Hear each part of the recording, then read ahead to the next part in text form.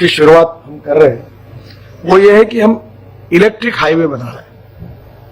और electric highway बनाते समय अभी दिल्ली टू जयपुर हमने प्रोजेक्ट तैयार किया, टाटा उसमें इंटरेस्टेड है।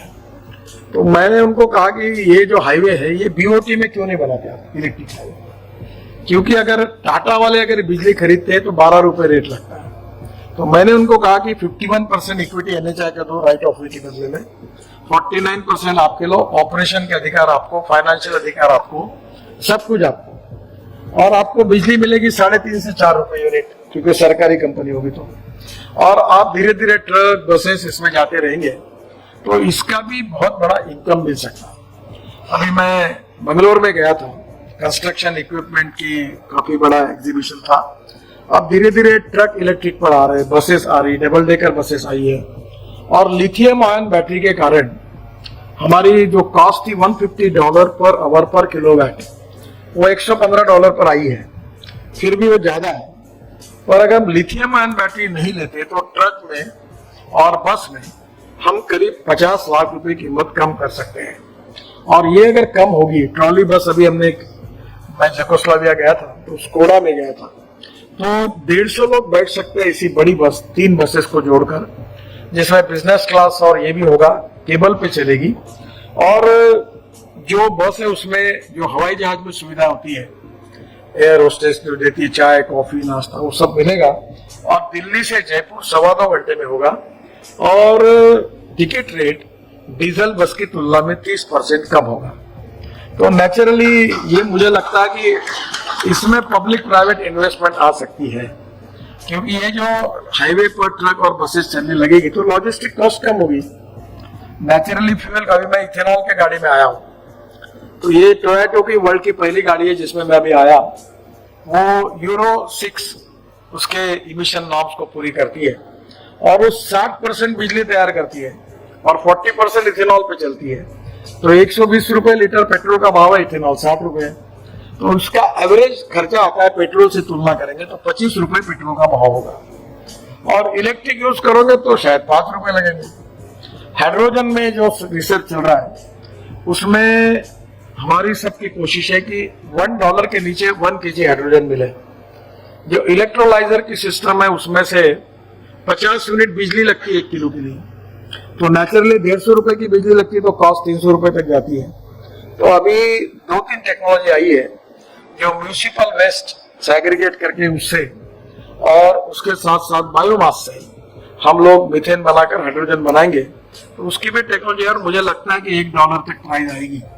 तो आने वाले समय में फ्यूल अगर बदल गए और रोड अच्छे हो गए तो लॉजिस्टिक कॉस्ट जो है आज 14 से 16%, वो 9% पे लाने का हमारा सबका उद्देश्य है। उसके सिवा हमारा एक्सपोर्ट नहीं बढ़ेगा। और इसलिए जो इलेक्ट्रिक हाईवे है ये आने वाले समय में, आप जैसे ये टोल ऑपरेटर, ये हाईवे ऑपरेटर है, तो ये इलेक्ट्रिक हाईवे में भी इन्वेस्ट करें।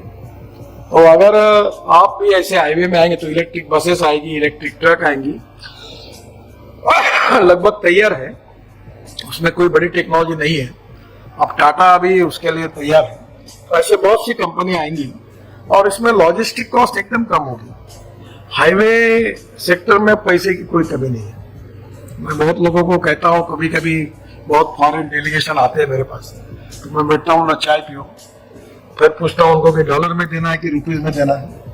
अगर डॉलर में देना है तो डोंट वेस्ट टाइम, चाय पियो, नमस्कार करो, निकलो, क्योंकि हम लोग डॉलर में ले नहीं सकते पैसे।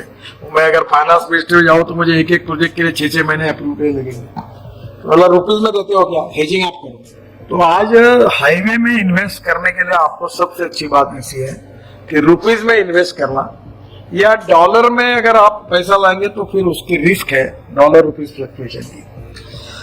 वो आप जरूर देखिए। तो हम धीरे धीरे काफी बड़े प्रमाण पर एसेट्स मोनेटाइज कर रहे हैं, और एसेट के साथ साथ ये जो नई इनोवेशंस है, नई टेक्नोलॉजी है, इसके कारण भी इन्वेस्टमेंट के लिए अच्छे चांसेस हैं। मुझे लगता है कि रोड का मेंटेनेंस जो है वो उतना ही इम्पोर्टेंट है। और अगर बीच में थोड़ी भी तकरार होती है, जब लोग टोल देते हैं तो लोगों के मन में नाराजगी भी होती है कि भाई टोल देने के बाद भी रोड की क्वालिटी खराब है। मैं लोगों को कहता हूँ कि if you want good services you have to pay for it. तो लोग बोलते फिर अच्छी सर्विस दो। तो नेचुरली इस मेंटेनेंस में भी आपका क्वालिटी का ध्यान आप सब लोग रखते ही है। मेरा एक सुझाव है कि ये बिटुमेन का रोड बनाने के बजाय 8 इंच का जो बिरला सीमेंट वालों ने टेक्नोलॉजी लाई थी व्हाइट टॉपिंग करना, और व्हाइट टॉपिंग पर 6 इंच बिटुमेन सरफेसिंग करना, तो राइडिंग क्वालिटी भी अच्छी रहेगी। और कंक्रीट का रोड मेरे अंदाज से 20 से 25 साल आपको मेंटेन करना नहीं पड़ेगा। ये जो बिटुमेन सरफेसिंग है ये शायद 5-6 साल के बाद करना होगा।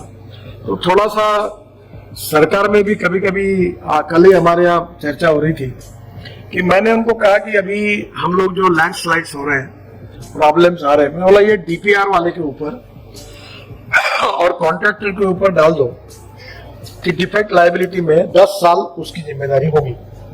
अब 10 साल उसकी जिम्मेदारी होगी तो फिर तुम्हारा इंडिपेंडेंट इंजीनियर उनको काहे के लिए ज्ञान सिखाता है, तू ऐसा कर वैसा कर, उनके हाथ में सौंप दो और जो वो डिजाइन करेंगे वो करने दो, उनकी बैंक गारंटी ले लो, नहीं करेंगे तो बैंक गारंटी जब करो। पर एक तरफ तुम कहोगे कि मैं बोलूंगा वैसा भला हो और गारंटी भी लेंगे, तो ये कैसे होगा? तो मैंने कहा ये बंद कर दो, हमने सुधारने के लिए बोला है कि इसके बाद रोड इंजीनियरिंग में डिजाइनिंग की इसमें डीपीआर वाला होगा और कॉन्ट्रैक्टर होगा। तो कॉन्ट्रैक्टर अपना डिजाइन दे, पैसा बचे उसका, उसके साथ उसका प्रॉफिट लॉस उसका वही बनाए और बैंक गारंटी दे, और अगर डिफेक्ट लायबिलिटी पीरियड में अगर क्वालिटी खराब हो गई तो हम बैंक गारंटी जब्त करेंगे। तो नेचुरली आप नई नई टेक्नोलॉजी, नई नई इनोवेशंस का उपयोग करने के अधिकार भी हम लोग रोड मेंटेनेंस केस में भी आपको देंगे। तो आपको बता दें, मुझे बहुत खुशी होती है कि मैं मथुरा में मैंने एक हाइब्रिड एन्युटी में वाटर रिसोर्स मिनिस्टर के नाते मथुरा का गंदा पानी 90 ml स्लज शुद्ध करके एक प्रोजेक्ट मेरे दिमाग में आया, वो लिया। जो इंडियन ऑयल उत्तर प्रदेश के इरिगेशन डिपार्टमेंट को 25 करोड़ साल की देती थी, तो मैंने उनके अध्यक्ष वैद्य साहब को बोला आप 20 करोड़ दो, और 40% गारंटी नेट सरकार ने दी, 60% इन्वेस्टर ने लाई। त्रिवेणी इंजीनियरिंग कंपनी है, उन्होंने प्रोजेक्ट लिया।